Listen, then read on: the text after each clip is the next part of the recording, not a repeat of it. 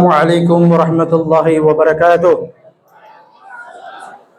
Salam sejahtera bagi kita sekalian. Hamdan lillah wa syukran lillah wa la hawla wa la quwwata illa billah. Ashhadu an la ilaha illallah wahda wa ashhadu anna Muhammadan abduhu wa rasuluhu wa la nabiyya ba'da. Allahumma salli wa sallim ala sayyidina Muhammad ibn Abdullah wa ala alihi wa sahbihi wa mawala, amma ba'd. Puja dan syukur kepada Allah Subhanahu wa taala, Tuhan yang Maha Kuasa, dan kepadanya seluruh urusan makhluk dikembalikan. Salawat dan salam kita haturkan kehadiran Nabi tercinta, Nabi yang mulia, Nabi Allah Muhammad sallallahu alaihi wasallam, juga kepada keluarga dan para sahabat-sahabat beliau.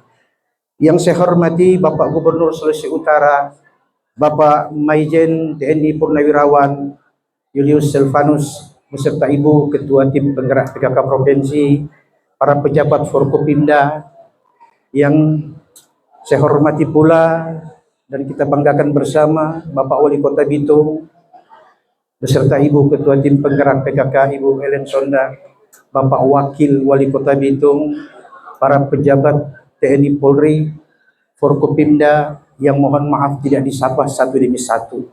Demikian pula yang kita banggakan, yang kita hormati, para tokoh agama, tokoh masyarakat, pimpinan-pimpinan ormas Islam, pimpinan-pimpinan ormas kelembagaan, Bapak Gubernur yang saya hormati. Saya tertarik dengan apa yang disampaikan oleh Bapak Gubernur tadi sebagai sambutan. Memang setahun kepemimpinan Bapak, saya pribadi sebagai warga Sulawesi Utara memperhatikan dengan seksama beberapa pencapaian keberhasilan. Yang pertama, ketika UMP tertinggi tingkat nasional yang ke-6, penghargaan Kemendikdasmen yang diberikan langsung oleh Menteri kepada pemerintah kota Provinsi Sulawesi Utara. Kemudian jaminan kehidupan bagi 12.000 penambang rakyat, dan masih banyak lagi hal-hal yang telah dicapai.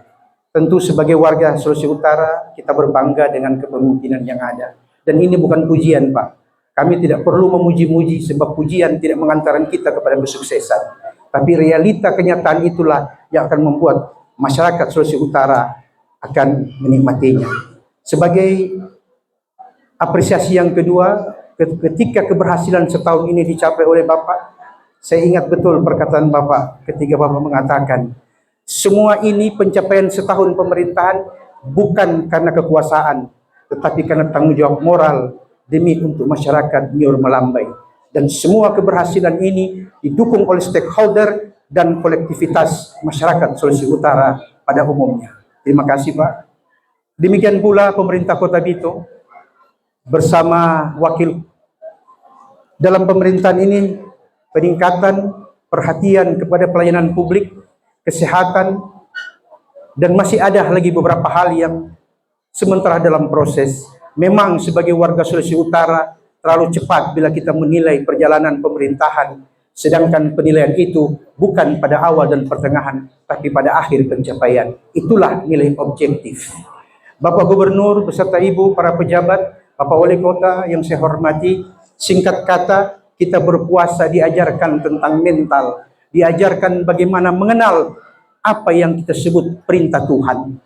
Tuhan memerintahkan kita, semua umat beragama, dimanapun dan kapanpun, harus menyadari selain daripada kekuasaan, ada kekuasaan mutlak yang datangnya dari Dia, Tuhan yang Maha Kuasa. Oleh sebab itu, mentalitas sebagai warga Sulawesi Utara dan sebagai warga Kota Bitung khususnya, berikanlah penilaian yang objektif kepada pemerintah kita. Puasa mendidik hal ini. Saya ambil sedikit sebuah ungkapan Pak Gubernur, Bapak Wali Kota beserta Pak Wakil, ada dikatakan begini, permasalahan orang bodoh selalu di mana-mana bikin masalah.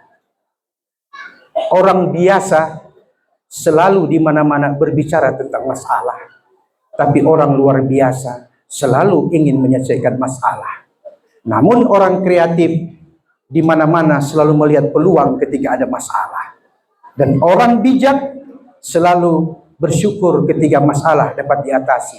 Namun orang beriman dengan masalah derajatnya naik di hadapan manusia.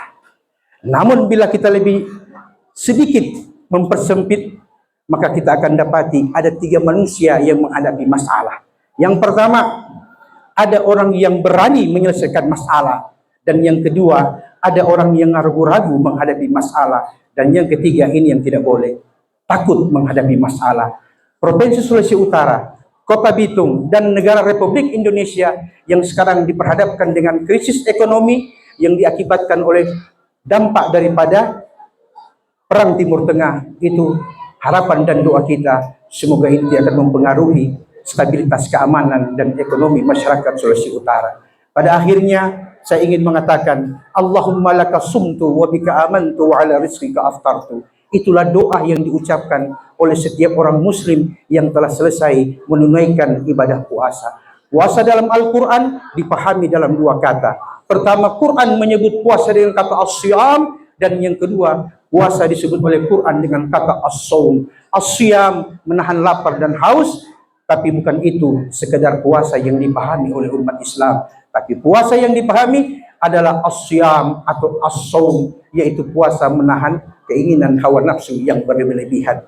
Bapak Gubernur, Bapak Wali Kota, beserta Ibu yang saya hormati para pejabat, izinkan saya untuk menyampaikan tentang pengertian yang kadang-kadang misinformasi antar umat beragama, yaitu pengertian tentang makanan nasional. Di mana-mana, Pak, saya melihat kalau ada saudara-saudara kita non-muslim mengundang kita, mereka menyiapkan makanan yang higienis, yang bersih, yang halal, tapi kadang-kadang kita orang Islam paling tinggi minum aqua, makan pisang, dan tidak ingin makan yang namanya daging-dagingan. Mengapa demikian? Karena miskomunikasi dan misinformasi. Ini tanggung jawab kita para mubalik untuk menyampaikan kepada saudara-saudara kita yang non-muslim bahwa makanan nasional belum tentu Islami. Makanan Islami bukan sekedar apa yang diharamkan. Ayam, kambing, sapi haram bagi orang Islam bila tidak disembelih dengan cara Islami. Oleh sebab itu, Bapak Wali Kota, Bapak Hengki Honanda sudah sangat paham tentang hal ini. Karena beliau sering berdiskusi dengan saya, Pak Gub, sering mengatakan bahwa bagaimana ini orang Islam ini. Dapat lihat orang ini sombong-sombong semua kalau diundang. Padahal bukan itu, Pak. Tapi hanya karena kurangnya informasi.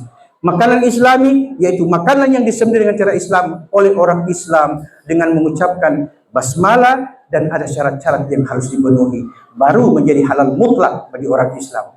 Makanya kalau boleh usul Pak Gub, iya, terima kasih.